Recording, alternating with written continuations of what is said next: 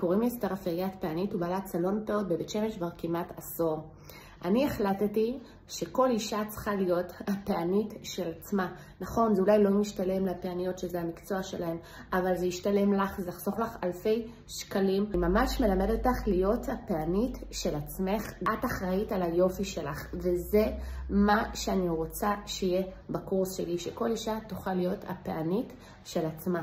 וחוץ מזה שאת יכולה גם לקחת עבודות ולהרוויח על זה כסף, ובו יש בזה תמיד ביקוש, אז אחרי שהצפתי וסיפרתי ועשיתי גוונים ושורש ועבודות יד למאות ואלפי לקוחות בכמעט 10 שנים האחרונות האלה, אני משיקה קורס מהמם, מטורף, פרקטי, בו תוכלי ללמוד איך לתקן, לעצב, לחפוף, לסרק, לעשות עבודות יד לפאה שלך בכוחות עצמך, שתוכלי להיות הפענית של עצמך.